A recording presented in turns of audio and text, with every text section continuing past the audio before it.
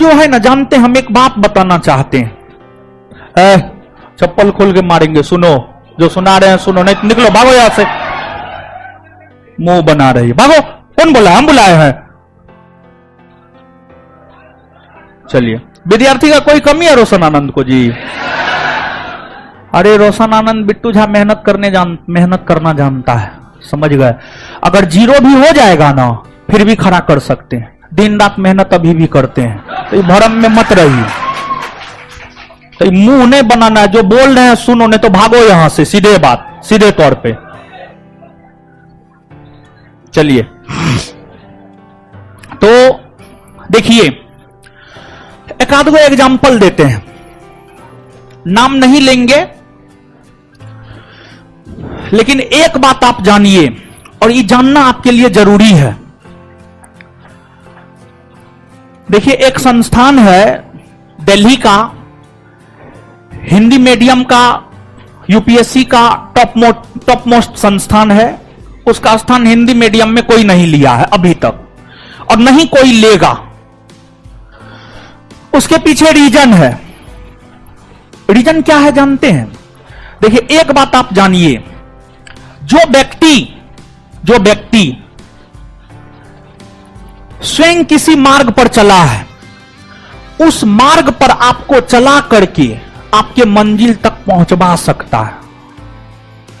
उस संस्थान के जो सर्वे सर्वा है, वे स्वयं यूपीएससी परीक्षा क्रैक किए हैं, और इसी वजह से उस संस्थान के सर्वे सर्वा के नेतृत्व में सैकड़ों छात्रों ने यूपीएससी क्रैक किया है। और उन्हीं के बराबर के ओहदे के और एक इतिहास के टीचर है, जिसको सिर्फ आप बकैती करते ही देखेंगे। ठीक है, उनका नाम है, लेकिन उनके नेतृत्व में गिना चुना लोग आईएएस बना है, क्योंकि वे स्वयं भी कभी आईएएस की परीक्षा पास नहीं किए हैं। एक ये हो गया। दूसरी बात, आपको हम अनेकों एग्जाम्पल दे सकते हैं। जैसे इस संस्थान की अगर आप बात करेंगे, तो इस संस्थान से सैकड़ों दरोगा बना है। उसके पीछे रीजन क्या है जानते हैं? रीजन बस यही है कि हम इस परीक्षा को 4 बार क्वालिफाई किए हैं, और जो पढ़ के हम क्वालिफाई किए हैं, और जिस तरीका को अपना करके हम क्वालिफाई किए हैं, वही तरीका, वही चीज हम अपने संस्थान में अपनाते हैं। इसी वजह से यहां से सैकड़ों की संख्या में दरोगा बनता है, समझ गए।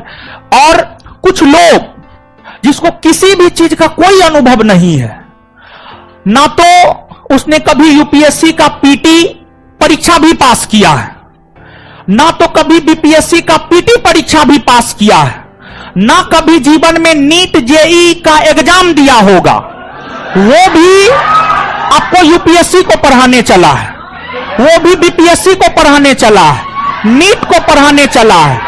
यूपीएससी बीपीएससी तक तो समझ में आता है, लेकिन नीट जेईई समझ में नहीं आता है।